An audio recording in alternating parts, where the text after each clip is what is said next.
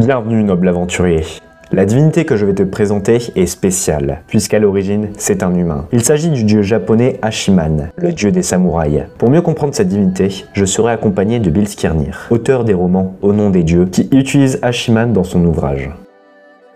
Hachiman est un kami, c'est-à-dire un dieu du shintoïsme, une religion japonaise aux origines anciennes et encore pratiquée aujourd'hui. Il est surtout connu comme le dieu de la guerre et des arcs. La première mention écrite de ce kami date de 732, dans l'ouvrage Shoku Nihongi, qui est une chronique. Cependant, on ne trouve pas le nom de Hachiman, mais plutôt celui de Yahata. Puis, dans le Nihon Reiki, on trouve un nom plus complexe pour cette divinité, Yahata no Kami, qui signifie kami des 8 bannières. Ce nom est une référence à la naissance du dieu, alors même qu'il n'était pas encore un kami.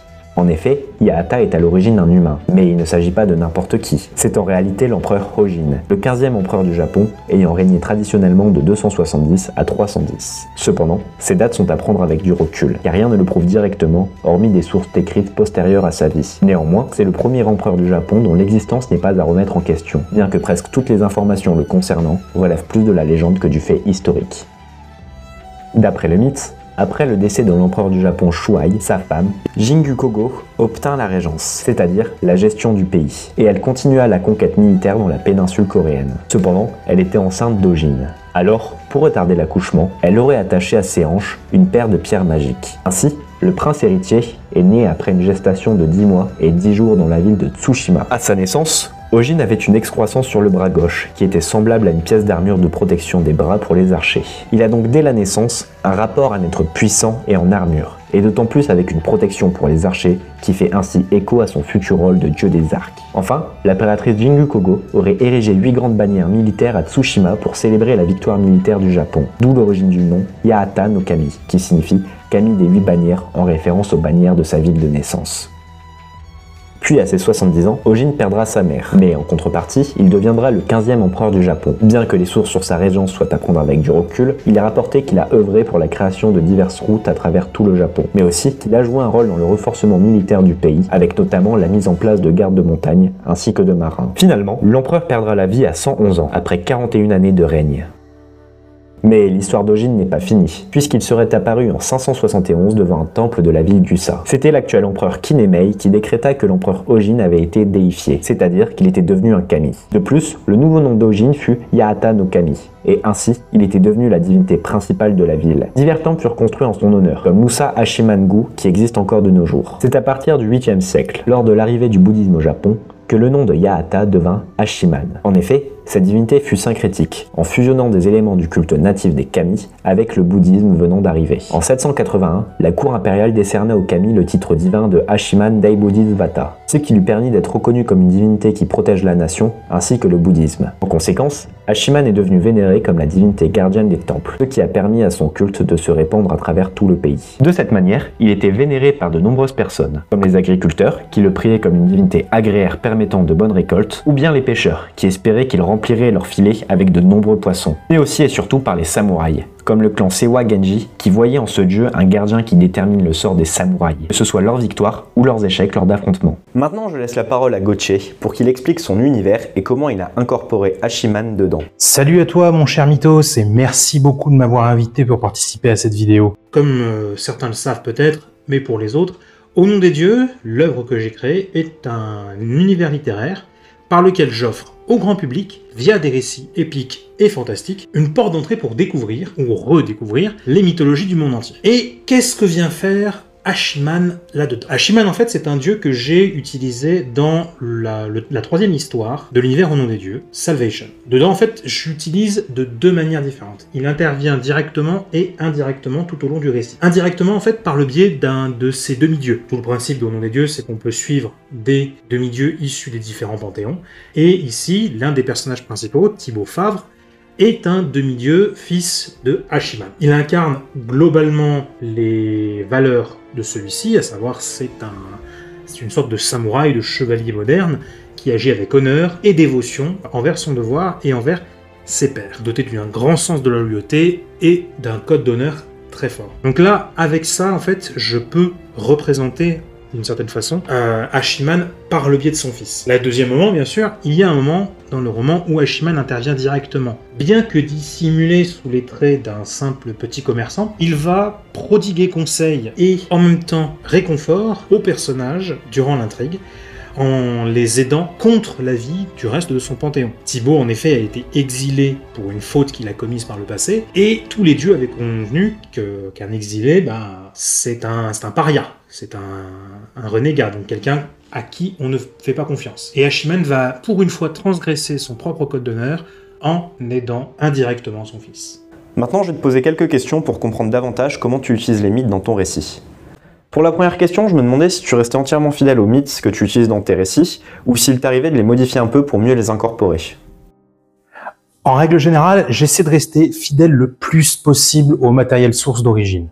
Alors, pour le bien de la narration, il est nécessaire parfois de faire quelques petits ajustements. Mais ce sont de très petites libertés que je prends vis-à-vis des mythes. Et parfois, les sources sont très peu complètes. Ça, je pense que tu l'auras remarqué. Et du coup, est-ce que tu as des limites, des éléments que tu ne veux pas utiliser qui viennent de la mythologie pour les mettre dans tes récits? Je n'ai pas vraiment de limites, et en fait, je prends plutôt le problème à l'envers.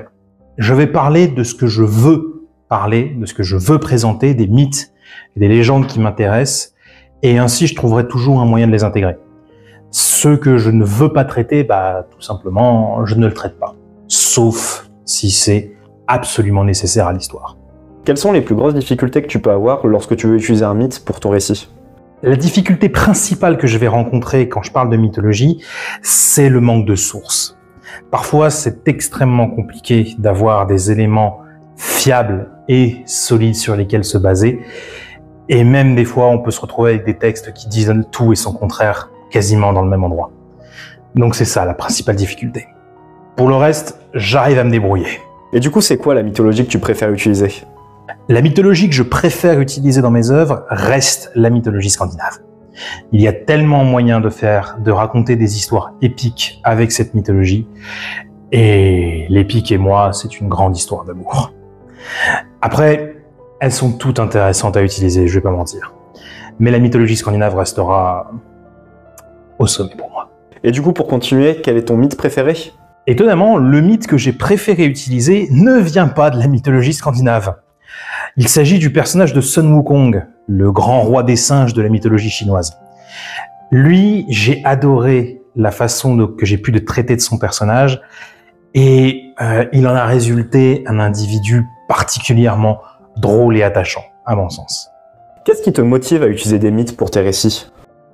Ce qui me motive à utiliser les mythes dans mes récits, c'est principalement une passion. J'aime ces histoires et ces légendes et j'ai envie que le public puisse les découvrir un peu plus. Et rien qu'avec ça, ça me suffit pour alimenter des histoires à ne plus savoir quoi en faire. Quels sont les auteurs qui t'ont le plus inspiré? Les auteurs qui m'ont le plus inspiré pour mes écrits, alors, vu que je fais des mondes de l'imaginaire, il y a forcément J.R.R. Tolkien, mais je ne vais pas m'attarder dessus. Il a inspiré tous les auteurs de fantasy, vu qu'il a posé les bases du genre. Non, il y en a deux que je vais citer qui sont pour moi mes inspirations premières. Pierre Bordage, tout d'abord, qui est le meilleur auteur de science-fiction français encore en vie à l'heure actuelle, qui pour moi écrit des histoires qui sont très accessibles, dont le style littéraire est très simple à prendre en main, mais les histoires ne sont pas pour autant simplistes. Le deuxième, c'est David Eddings, qui a écrit deux sagas que j'ai adorées, La Rédemption d'Altalus et la saga de la Pierre Sacrée Perdue, en deux trilogies. Lui, il m'a fortement inspiré pour le côté humoristique. Il arrivait très bien à placer des bonnes répliques, des bonnes vannes au bon moment, avec un parfait dosage. Et pour toi, quelle est l'œuvre qui utilise au mieux les mythes? Question extrêmement complexe, celle-ci. Je ne vais pas parler déjà de mes propres livres, parce que ce serait particulièrement arrogant, et je vais rester sur des œuvres qui utilisent des mythes qu'on connaît, des mythes qui ont existé sur notre Terre. Donc, désolé, Tolkien, Lovecraft, tout ça, ça dégage. Non, pour moi, l'œuvre qui utilise le mieux les mythes, ça va être Neil Gaiman avec American Gods, qui est celui qui a très bien su les représenter, leur opposition, toute la naissance des dieux et leur apparition sur Terre et les raisons de leur apparition. Tu dirais que tes œuvres sont plus destinées à quel public? Comme j'aime à dire, mes œuvres sont destinées à tout public, de 14 à 1500 ans. J'ai personne au-delà de 1500 qui est venu m'en demander. Après, je dis 14 ans parce que il peut y avoir certaines descriptions un peu graphiques pour des représentations guerrières. Oui, j'aime les descriptions de bataille et avec les litres de peinture rouge qui en découlent. Donc, ça s'adresse à tout le monde. C'est l'avantage aussi des mythologies. C'est que les mythologies, ça parle à tout le monde. Mais pas avant 14 ans. 12 ans si on a un lecteur déjà expérimenté qui a l'habitude de tout ça. Et pour terminer, quel conseil en rapport avec l'histoire tu pourrais donner à la jeunesse? Si je ne devais donner qu'un seul conseil en rapport avec l'histoire pour la jeunesse, ce serait celui-ci. Explorer. Continuez d'explorer, continuez d'en découvrir, apprenez toujours et encore. L'histoire est un sujet extrêmement profond et extrêmement dense. Vous avez moyen de trouver tout ce qui vous plaît, que ce soit les récits antiques, le Moyen-Âge, la Renaissance, les temps modernes, etc., etc. Vous allez trouver des périodes qui vont vous intéresser. Votre curiosité peut être une source infinie de plaisir et de découverte. Donc, ne vous brimez pas. Et ne vous basez pas seulement sur les cours d'histoire que je vous avais eus au collège et au lycée pour vous dire « Ah, l'histoire, ça ressemble à ça ». Non. Il y a plein de moyens extrêmement intéressants d'apprendre l'histoire. La chaîne de Mythos Réaliste, déjà. La chaîne YouTube de l'Audio Connard, les musiques de Sabaton. Il y a tellement de moyens d'en découvrir plus. Ne vous privez pas. Merci encore à Bill Skirnir d'être venu. Je vous mets en description tous ses contacts où vous pourrez retrouver ses livres. Quant à moi, je vous dis merci et bonne nuit.